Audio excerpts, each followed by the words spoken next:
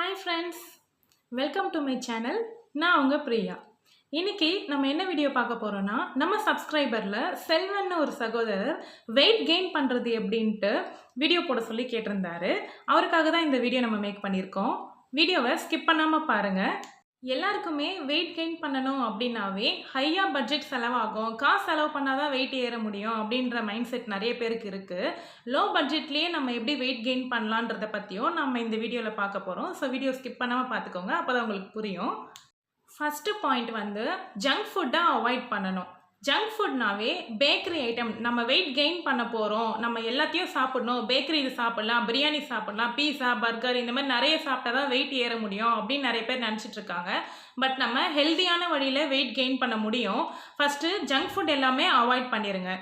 Second point வந்து நம்மளுடைய சாப்பிட்ற டைமை 3 வேலையிலேருந்து 4லேருந்து 5 வேலையாக மாற்றிக்கணும். ஒவ்வொரு 3 மணி நேரத்துக்கு நடுவுலையும் நம்ம சாப்பிட்ற மாதிரி பார்த்துக்கணும். சாப்பிட்றதையும் நம்மளுடைய சாப்பிட்ற அமௌண்ட்டை நம்ம அதிகப்படுத்திக்கணும். வழக்கமாக நீங்கள் 4 இட்லி சாப்பிடுவீங்க அப்படின்னா ஒரு 2 இட்லி கூட சாப்பிட பார்க்கணும். அப்போ வந்து உங்களுக்கு கொஞ்சம் வெயிட் கெயின் ஆகிறதுக்கு ரொம்பவே ஹெல்ப் பண்ணும். தேர்ட் வந்து லிக்விட் ட்ரிங்க்ஸு அதிகமாக எடுத்துக்கணும். அதாவது ஃப்ரெஷ் ஜூஸஸ்ஸு இல்லை ஸ்மூதிஸ் இந்த மாதிரி நடுவில் பிரேக் விட்டு நீங்கள் எடுத்துக்கிட்டிங்கன்னா உங்களுக்கு வெயிட் கெயின் ஆகிறதுக்கு அதுவுமே ஒரு காரணமாக இருக்கும். ஃபோர்த்து பாயிண்ட்டு, ஸ்நாக்ஸ் வந்து ரொம்ப ஹெல்த்தியான ஸ்நாக்ஸாக எடுத்துக்கோங்க. ஸ்நாக்ஸுன்னு சொல்லிட்டாங்க அதனால நம்ம சிப்ஸு, சமோசா இந்த மாதிரி தான் சாப்பிடணும் அப்படிங்கிறது கிடையாது. நம்மளுடைய ஸ்நாக்ஸை நம்ம ஹெல்த்தியாக எடுத்துக்கிறது மூலயமா நம்ம ஹெல்த்தியான வெயிட் கெயினை பார்க்க முடியும். எக்ஸாம்பிளுக்கு நம்ம மூக்கடலை, பழங்கள் இதெல்லாமே கூட ஹெல்த்தி ஸ்நாக்ஸில் தான் சேரும். ஃபிஃப்த்து ஒன்று, கார்போஹைட்ரேட்ஸ் அதிகமாக எடுத்துக்க பார்த்துக்கோங்க.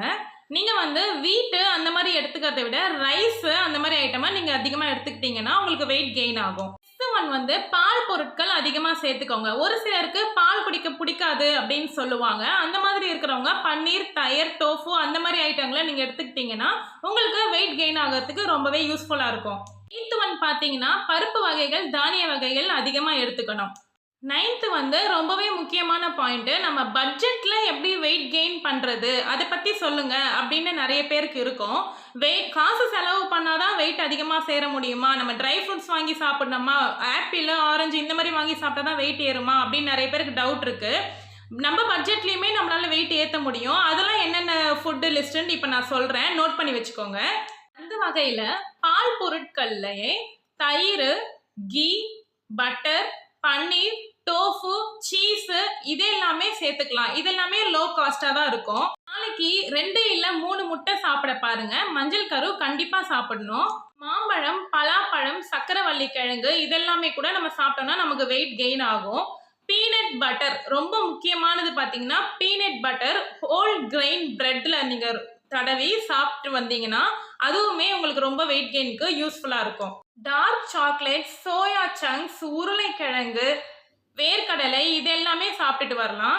வாழைப்பழ வகைகள் அதிகமாக சேர்த்துக்கோங்க. செவ்வாழை, நேந்திரம் வாழைப்பழம் இந்த மாதிரி நிறைய வாழைப்பழ வகைகள் சேர்த்துக்கோங்க. ஸ்மூதிஸ் கூட நீங்கள் வாழைப்பழ ஸ்மூதிஸ், டேட்ஸ் கலந்து ஸ்மூதி மிக்ஸ் பண்ணி நீங்கள் சாப்பிடலாம். இது கூடவே உங்களால் வாங்க முடியும் அப்படின்னா அவகாடோ, ஆப்பிள், முந்திரி, பாதாம், ட்ரை ஃப்ரூட்ஸ் இதெல்லாம் கொஞ்சம் அதிகமாக சேர்த்துக்கலாம். லாஸ்ட் பாயிண்ட்டு, 10th பாயிண்ட் என்னன்னா நல்லா தூங்கணும். உங்களுடைய ஸ்லீப்பை வந்து நல்லா எடுத்துக்கிட்டீங்கன்னாவே உங்களுக்கு வெயிட் கெயின் பண்ணுறதுக்கு ரொம்பவே யூஸ்ஃபுல்லாக இருக்கும். நல்லா தூங்கும் போது உங்களுக்கு ஸ்ட்ரெஸ் கம்மியாகும், அதனால் உங்களுக்கு வெயிட் கெயின் ஆகும். நீங்கள் சாப்பிட்டு ஒரு 5-10 நிமிஷத்துலேயே தூங்க பார்த்துக்கோங்க.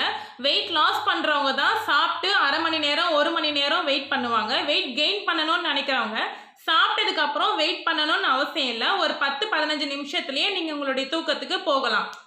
தம்ப்நெயில்லையே நீங்கள் பார்த்துட்டு வந்திருப்பீங்க என் பையனுடைய வெயிட்டை. இப்போ நான் சொல்ல இந்த டிப்ஸ்லாம் யூஸ் பண்ணி தான் நான் அவனுடைய வெயிட்டை கெயின் பண்ணேன். எனக்கு தெரிஞ்ச வரைக்கும் ஒரு 10 டிப்ஸ் உங்களுக்கு சொல்லியிருக்கேன். இந்த வீடியோ உங்களுக்கு யூஸ்ஃபுல்லாக இருக்கும் அப்படின்னு நீங்கள் நினச்சிங்கன்னா சேனலை சப்ஸ்கிரைப் பண்ணிக்கோங்க.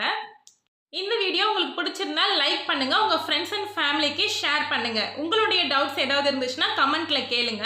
நெக்ஸ்ட்டு அடுத்தது என்ன வீடியோ போடணும் அப்படின்ட்டு கமெண்ட்டில் சொல்லுங்கள். நெக்ஸ்ட்டு நான் கண்டிப்பாக அந்த வீடியோ போடுவேன். இன்னும் ஒரு அருமையான வீடியோலையே சந்திக்கலாம்.